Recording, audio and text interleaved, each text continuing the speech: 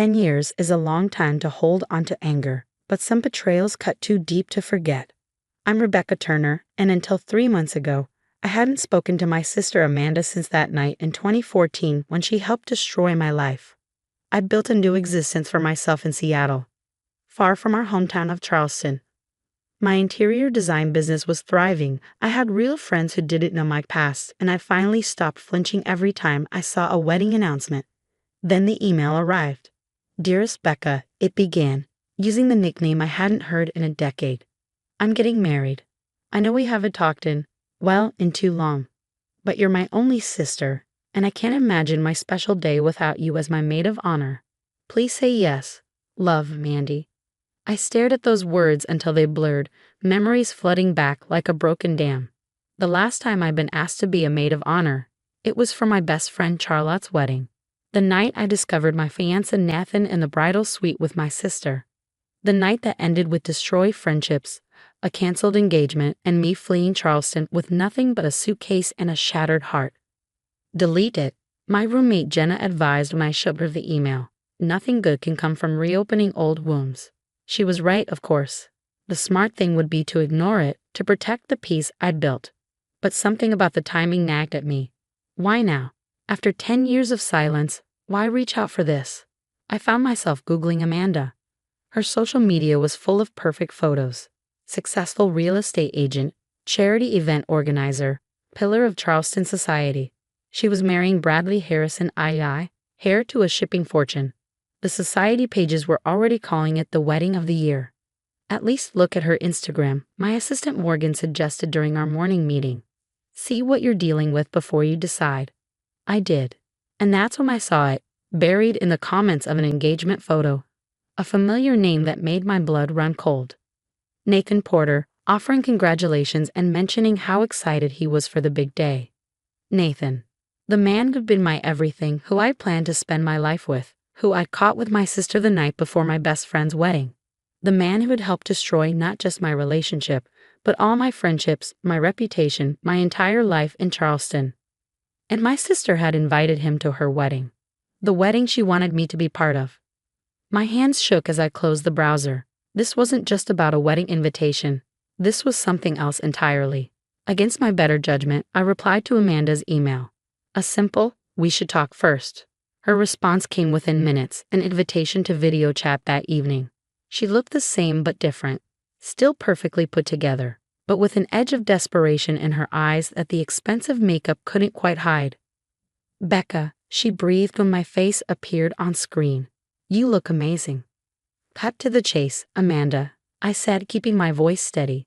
Why now? Why invite me after all this time? And why invite Nathan?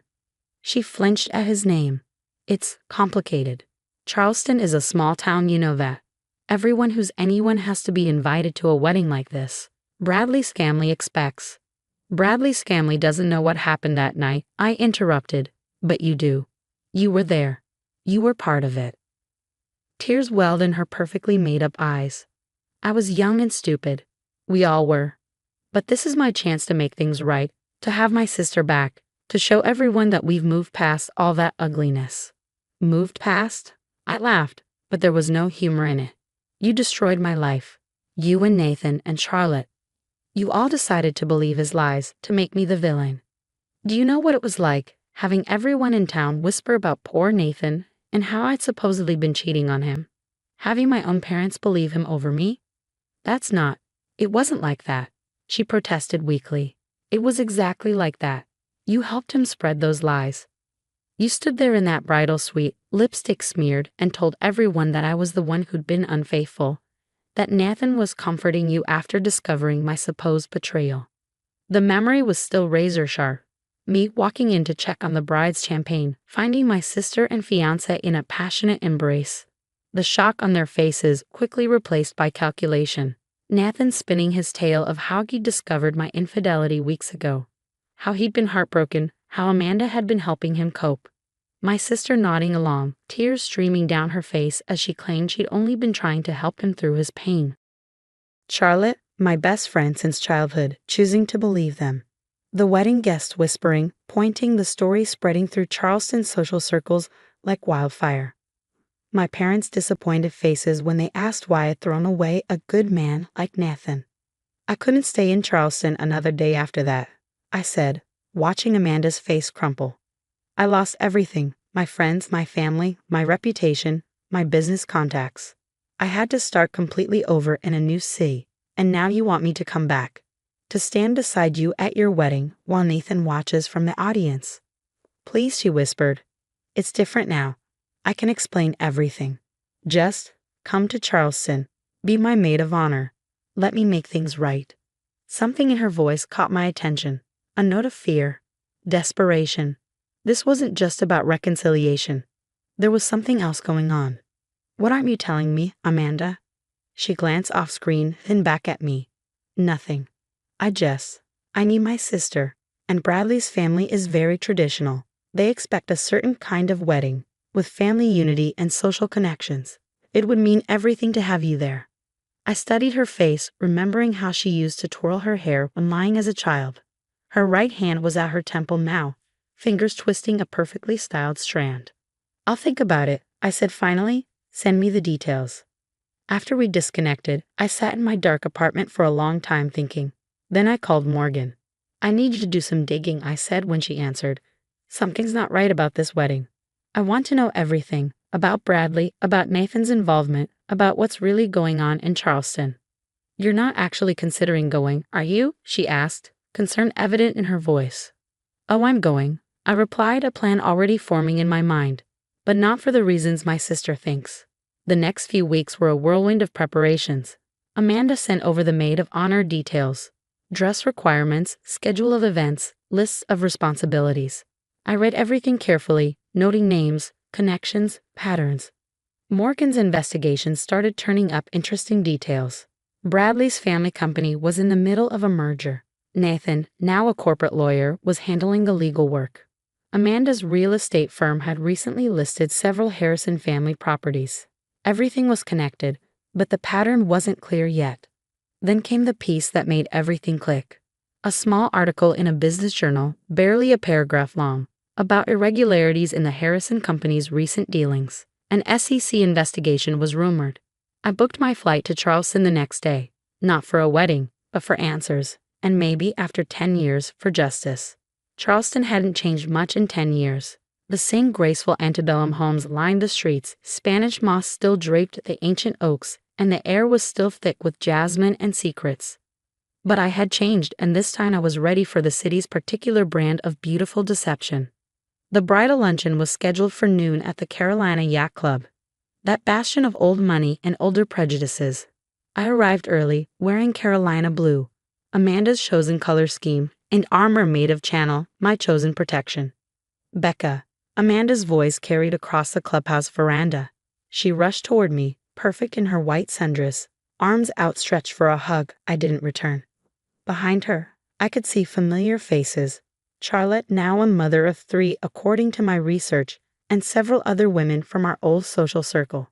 The prodigal sister returns, Charlotte said, her voice honey-sweet with venom. We were also surprised when Amanda said you'd agree to be in the wedding.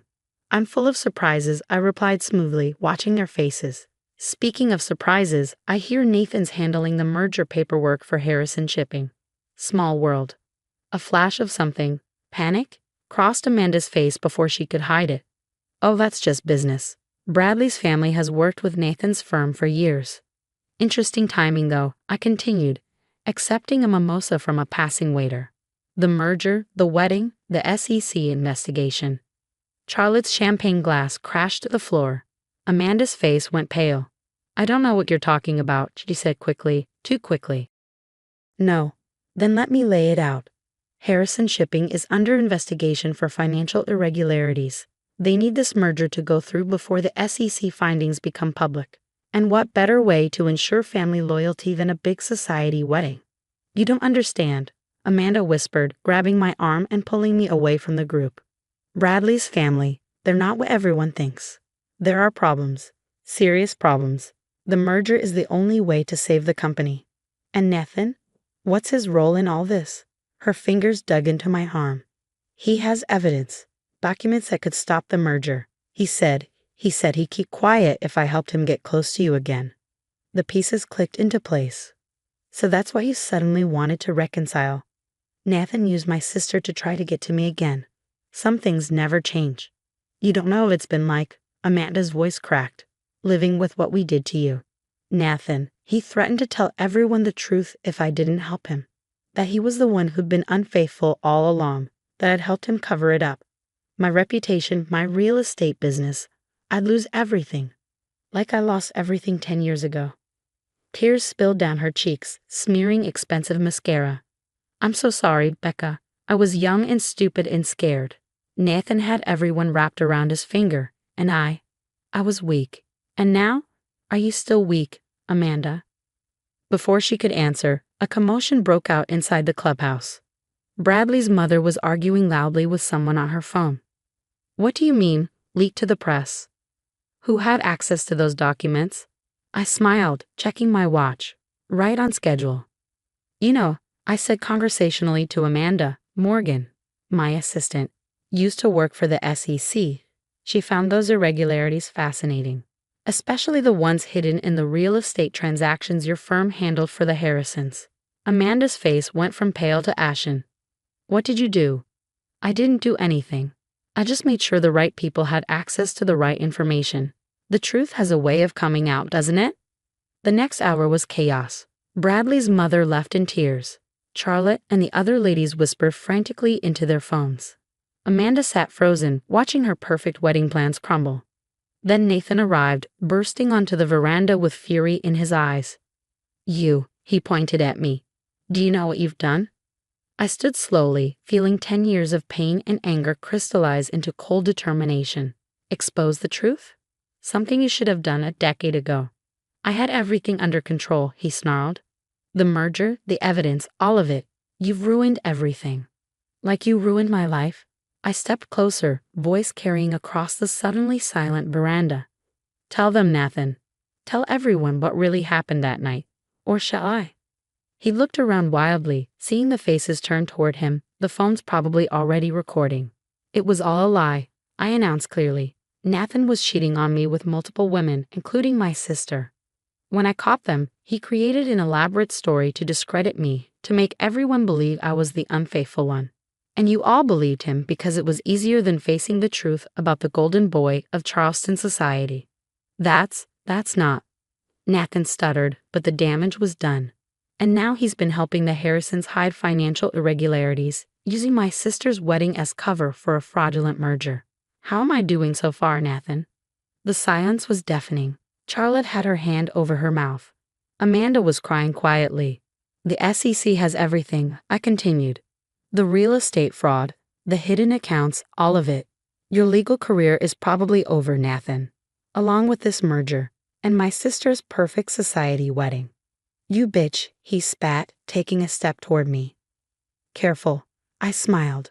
We're being recorded, and I don't think assault charges would help your situation. Security arrived then, called by someone in the stunned crowd. As they escorted Nathan out, I turned to my sister. I'm sorry about your wedding, Amanda, but I'm not sorry about the truth finally coming out. She nodded, tears still falling.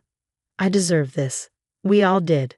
The aftermath was spectacular. The merger collapsed. Nathan's law firm fired him when the SEC investigation became public. Bradley's family lost much of their fortune and social standing.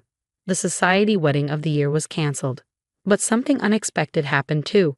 Amanda came clean about everything, not just to me, but to the whole community. She detailed Nathan's manipulation, her own weakness, the years of living with guilt. Our parents, finally hearing the full truth, begged my forgiveness. I didn't stay in Charleston. My life was in Seattle now, with real friends and a business built on my own terms. But I did have coffee with Amanda before I left. What will you do now? I asked as she stirred her latte listlessly. Start over, she said. Maybe somewhere new. Somewhere I can be honest about who I am and what I've done. It's not easy, I told her. But it's worth it. She reached across the table, tentatively taking my hand. I know it's too late to ask forgiveness. It is, I agreed. But maybe it's not too late to start being sisters again. Real sisters this time, without the lies. Yesterday, I received a text from Amanda. She's moved to Portland, started her own small real estate company. Building something honest this time, she wrote. Thank you for showing me how. I haven't responded yet. 10 years of pain doesn't disappear overnight, and trust, once broken, is harder to rebuild than any business. But maybe, just maybe, something good can come from all this destruction. Charlotte sent a written apology, along with confirmation that she's filed for divorce after discovering her own husband's infidelities. Karma, it seems, takes notes. The society pages are still buzzing about the scandal, but I don't read them anymore. My story isn't in those glossy magazines or carefully curated social media posts. It's in the quiet triumph of survival and the satisfaction of truth finally revealed, and the knowledge that sometimes the best revenge is simply living well. Morgan framed the SEC investigation article for my office wall. To remind you, she said, that justice might take time, but it's worth waiting for. She's right. 10 years is a long time to hold onto anger, but sometimes that anger keeps you warm while you're planning your comeback. The key is knowing when to let it go, when to transform it into something more powerful than revenge, like truth or maybe even forgiveness. Not that I'm quite ready for forgiveness, but I am ready to write a new story, one where the villain doesn't win, where the truth doesn't stay buried, and where sometimes, just sometimes, the woman who left town in shame gets to return and triumph. After all, some weddings are better canceled, and some sisters are better apart until they're ready to be honest with each other and with themselves. The jasmine still blooms in Charleston, sweet and heavy on the evening air, but its perfume doesn't hide secrets anymore, at least not mine. Those are all out in the open now, where they belonged all along. And me? I'm back in Seattle, designing beautiful spaces for people to live their honest lives in. No more deception, no more perfect facades hiding ugly truths. Just clean lines, clear spaces, and the knowledge that sometimes the most important thing we can design is our own redemption. 10 years is a long time to hold onto anger, but it's never too late for the truth to set everyone free.